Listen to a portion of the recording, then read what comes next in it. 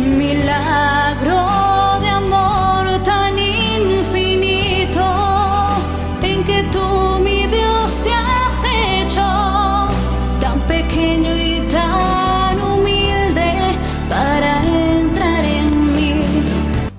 Se apareció Jesús a los 11 y les dijo: vayan al mundo y proclamen el Evangelio a toda la creación. El que crea y se bautice se salvará. El que se resista a creer será condenado. Evangelio según San Marcos, capítulo 16, versos 15 al 18. La conversión es el reto permanente de todo creyente hasta que llegue a ser un excelente discípulo del Señor. Notas amables a la palabra de Dios. Hoy jueves 25 de enero, año 2018. A través de la liturgia de la palabra de Dios, presentada por la Iglesia Católica en este ciclo, podemos hablar hoy del tema de la conversión. Y el tema viene al caso por la celebración de esa fiesta de la conversión del apóstol San Pablo, según la Santa Biblia.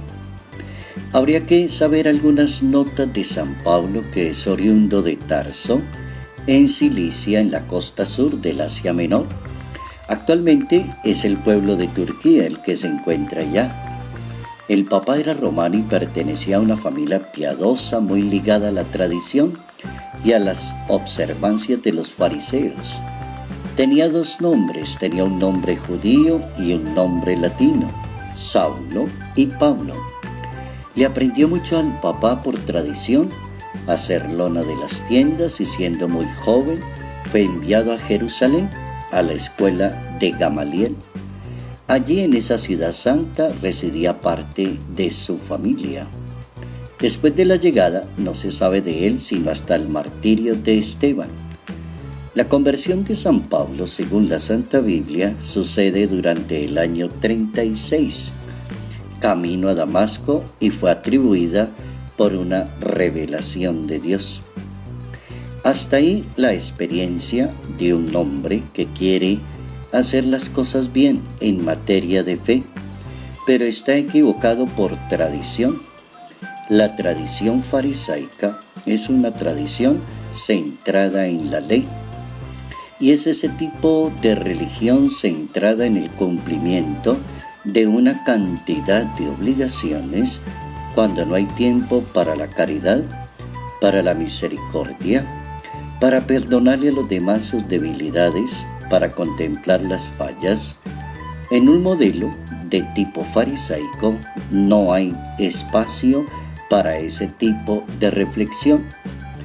¿Cómo logra San Pablo salir de ese modelo para encontrar el modelo perfecto que es el presentado por Jesús de Nazaret?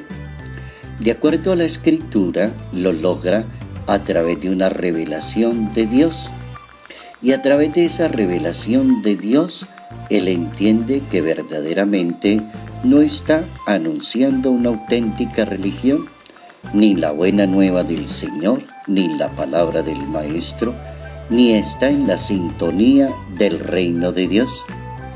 Y no lo está porque está insistiendo más en otras cosas, como perseguir a los cristianos, como imponerle leyes a las personas, entrar en discusiones muy fragmentadas, como la discusión entre los circuncisos e incircuncisos.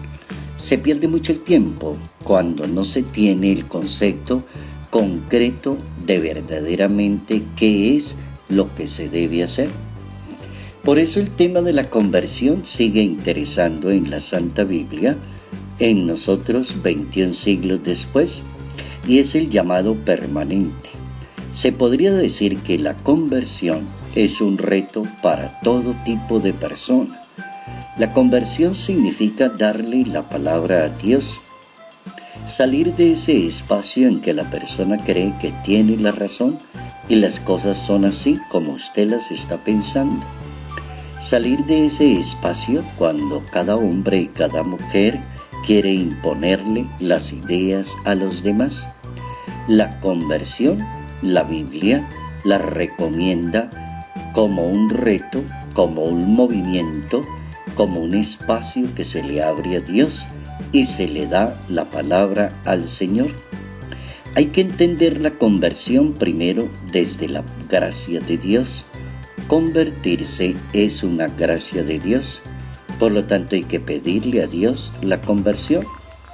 Y una persona podría decirle a Dios: yo deseo convertirme. ¿Convertirse de qué? Porque quiero ser más humilde, más atento, más diligente, escuchar mejor al otro, no juzgar a todo momento, no pensar negativamente siempre de los demás y no estar atento siempre a entrar a discutir, sino a escuchar y a meditar. Por eso la Biblia recomienda como primer paso la conversión como una gracia de Dios, como pedirle a Dios un estado de gracia, y ese estado de gracia para poder convertirse en un excelente predicador de la palabra, una persona muy honesta, una persona transparente, una persona donde reina primero la caridad y la misericordia con los demás. Cuando una persona logra convertirse, entonces provoca una gran alegría en Dios, porque permite un funcionamiento de la sociedad que alcanza una auténtica salud espiritual. Hay cantidad de ejemplos en la Santa Biblia de la conversión.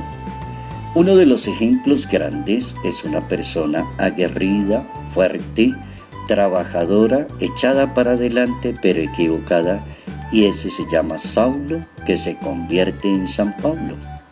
Otro ejemplo lo regala el Evangelio según San Lucas en ese capítulo 15, en la parábola del Hijo Pródigo. Y otro ejemplo va a participar del gran llamado de Dios, que es convertíos, porque el reino de Dios esté cerca. Y así comenzó Jesucristo a predicar el Evangelio de su Padre Celestial, diciéndole a la humanidad: conviértanse porque el reino de Dios está cerca. ¿Cuál sería el gran enemigo de la conversión de una persona? Es el propio pecado. Es la situación de debilidad. Es permitirle a las faltas hacer parte de su personalidad, es caer en la trampa, es seguir lo que le indican los demás.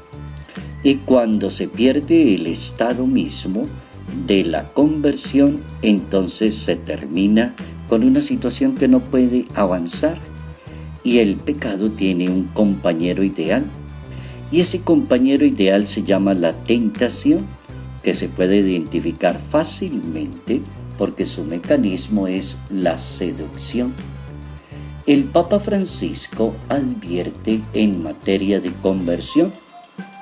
¿Cuál es el consejo que ha dado el Papa? En varias oportunidades lo ha repetido. El Papa dice no a la mundanidad espiritual. Es la que se esconde detrás de las apariencias de la religiosidad e incluso del amor a la iglesia. Es hueca, vacía, en lugar de la gloria del Señor, glorifica al ser humano y al bienestar personal. Y es precisamente lo que el Señor le reprocha a los fariseos, dice el Papa Francisco. Milagro